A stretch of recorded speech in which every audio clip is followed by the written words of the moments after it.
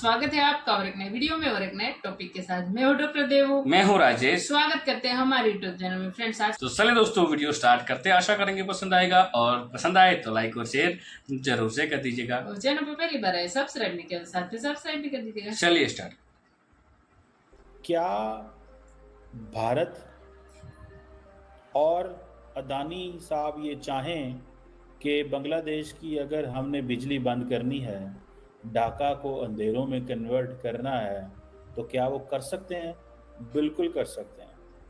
सोचिए, अगर खुदा ना खास्ता आज पाकिस्तान ना होता, खुदा ना खास्ता, तो हम कहां होते? ना डॉक्टर फिजा खान इस तरह मुखातिब होती और ना ही आप डॉक्टर फिजा खान को यूं सुन रहे होते। हम तो आतंकवादी हो चुके होते, पुलिस सीआईडी पीछे पड़ी होती। आप बहसीत कौम अपने आप को कहने के काबिल हैं, ना आप अपने आप को एक कंट्री कहने के काबिल हैं। बजट आपके वॉशिंगटन डीसी में बनते हैं, फॉरेन पॉलिसी वहां बनती है जहां से आप पैसे लेते हैं, और फिर उसके बाद आपके लंदन बेस्ड लोग आके आपको ऑपरेट कर रहे हैं। आपको पता है कि इस हवाले से अगर मैं आपको बताऊं कि इंडिया तकरीबन $1 बिलियन की बिजली बांग्लादेश को देता है। वही 77 इयर्स में भारत ने बहुत तरक्की की। अगर इकोनॉमी देख लें, फॉरेन पॉलिसी देख लें, ठीक है कुछ ना कुछ गड़बड़ हर कंट्री में होती है, हुई होगी जरूर, मगर ज्यादातर तो हम उनको आगे ही बढ़ता हुआ देख रहे हैं। तो हमने कुछ सीखा क्यों नहीं अपने पड़ोसियों से? ये बहुत बड़ा सवाल है। बल्कि मैं खुद इस बात पे मुझे हैरान हूं कि हम एक जैसे लोग हैं। हम इंडस वैली के बच्चे हैं सारे। मैं देख रहा हूं कि हर 14 अगस्त जो पिछला होता है उससे अगला 14 अगस्त जब आता है तो मेरी रियासत का नज़्मो नस्क कमजोर पड़ रहा है। हम हाथों में बंदूक ही नहीं, हारमोनियम और गिटार भी रखते हैं। हम अमन के गीत गाते हैं। हम आठ के दिलदादा हैं। हम नूर जहां हैं। हम मेहदी हसन हैं। हम नुसरत फतेह अली खान। हमें रखना चाहिए कि ये तीन ममालिक इसी जगह पे आके फेथ के ऊपर क्यों फंस गए, आगे क्यों नहीं बढ़ रहे इस चीज से। देखिए, मैं कल की बात बता रहा हूँ आपको। मैंने कल किसी से बैठा था, मैंने कहा यार आप इंडियन? उसने कहा कैसे? मैंने कहा यार मेरा तो वालिद 1929 में पैदा हुआ था। He was a Indian. और उसकी वजह ये कि मैं उसका technical because I am a lawyer. मैं मजाकन कह रहा था उससे, भाई मैं I am a son of Indian, I am an Indian. हम सब लोग 1947 से पहले इंडियन थे, और सदियों से। सबसे बड़ी बात ये है कि हम सदियों से यहाँ पीसफुल तरीके से रह रहे थे। ये बांग्लादेश जो है ना, ये मिनी पाकिस्तान बनेगा। ये इतना डूबेगा सोच भी नहीं सकोगे, क्योंकि जो टेक्सटाइल इतनी ऊपर है, उनकी जो वुमेन एम्पावरमेंट इतनी ऊपर थी। अब ये जमात इस्लामी आ रही है, इनके इधर कौंसल है, इधर ऑर्गेनाइजेशन है पंजाब यूनिवर्सिटी में इनका।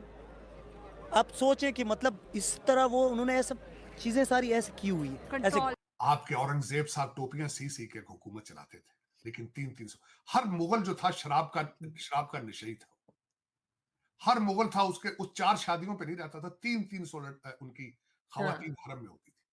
300 खवातीन। हमें बताया जाता था कि वो बहुत नेक थे। वो आपके लिए सारा दिन कुरान अपने हाथ से कुरान लिख कर बेच के तो उससे खाना खाते थे। इंटरडिपेंडेंस क्रिएट हो चुकी है, ठीक है जी। ये सारी की सारी एक प्राइवेट सेक्टर के हाथ में है। यानी कि बांग्लादेश को एक भारत का बिजनेसमैन चाहे तो अंधेरों में कन्वर्ट कर सकता है। ये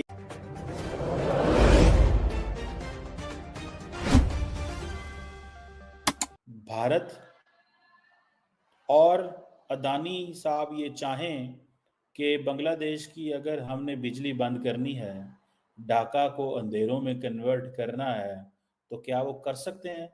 बिल्कुल कर सकते हैं। आपको पता है कि इस हवाले से अगर मैं आपको बताऊं कि इंडिया तकरीबन $1 बिलियन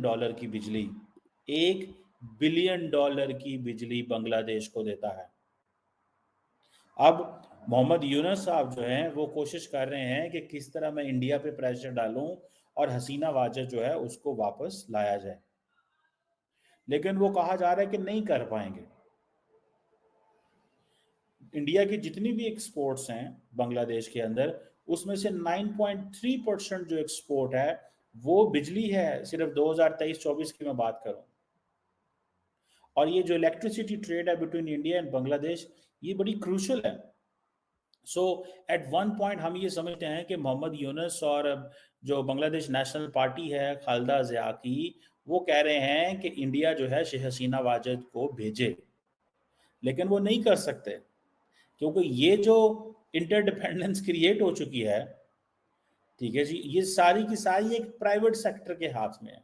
यानी कि बांग्लादेश को एक भारत का बिजनेसमैन चाहे तो अंधेरों में कन्वर्ट कर सकता है, ये है हालात।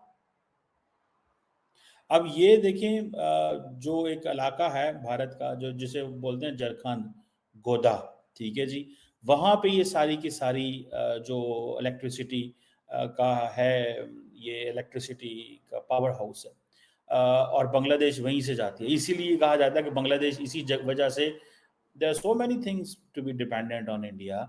लेकिन ये वो चीज़ है जो अदानी साहब की $1 बिलियन की इलेक्ट्रिसिटी पावर एक्सपोर्ट है बांग्लादेश को, ये गोदा से होती है, गोदा पावर प्लांट। ये कहा जाता है ये SEZ है, स्पेशल इकोनॉमिक जोन है, ये 2019 में बनाया गया था और 100% इम्पोर्टेड कोल है। पाकिस्तान पे अक्सर तनकीद होती है कि पाकिस्तान बिजली बना के देता है, चाइनीज़ हमें बिजली बना के देते हैं इम्पोर्टेड कोल से। इंडिया भी बांग्लादेश को इम्पोर्टेड कोल से बिजली बना के देता है क्योंकि बांग्लादेश ने वो किया ही नहीं हुआ। अब मैंने बताया $1 बिलियन की ये बिजली जाती है उनको, लेकिन अगर ना जाए तो हालात ख़राब हो जाएंगे वहाँ पर। और इसके ऊपर टैक्स एग्जेम्पशंस हैं, ये स्पेशली इंडिया ने एक लिवरेज क्रिएट की है। देखें जहाँ पे अदानी साहब आ जाते हैं वहाँ पे मोदी साहब भी आते हैं और मोदी साहब को पता है कि अदानी को अगर मैं कहूँगा कि भाई मेरी वजह से तुम ये पावर प्लांट लगाओ ताकि तुम बांग्लादेश को बिजली बेचो, ताकि बांग्लादेश मेरे ऊपर डिपेंडेंट हो, ताकि बांग्लादेश से मैं जो करवाना चाहूँ मैं। आप बहसीते कौम अपने आप को कहने के काबिल हैं ना, आप अपने आप को एक कंट्री कहने के काबिल हैं। बजट आपके वॉशिंगटन DC में बनते हैं, फॉरेन पॉलिसी वहां बनती है जहां से आप पैसे लेते हैं, और फिर उसके बाद आपके लंदन बेस्ड लोग आके आपको ऑपरेट कर रहे हैं जिनका 24 करोड़ लोगों के साथ कोई लेना देना नहीं।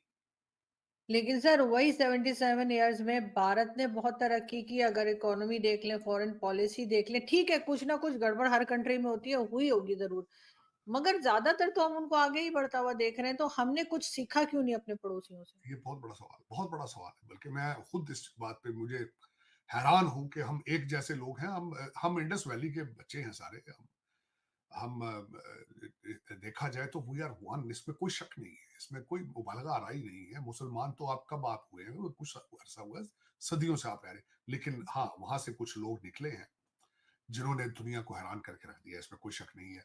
अफसोस के साथ ही मैं कहूंगा उसका कंफ्यूजन है, हमें एक कंफ्यूजन में रखा गया है सुबह शाम कि आप अरबी हो। आपके औरंगजेब साहब टोपियां सी के हुकूमत चलाते थे, लेकिन 300 हर मुगल जो था शराब का नशई था। हर मुगल था उसके उस 4 शादियों पे नहीं रहता था, 300 उनकी खवातीन हरम में होती थी, 300 खवातीन। हमें बताया जाता था कि वो बहुत नेक थे, वो आपके लिए सारा दिन कुरान अपने हाथ से कुरान लिख कर बेच के तो उससे खाना खाते थे। यही एक आपके साथ अलमिया है, भेष बदल के मार्केट में घुमा करते थे। बहुत इतने नेक थे कि वो कहते हैं कि जी सारा दिन शराब पीते थे।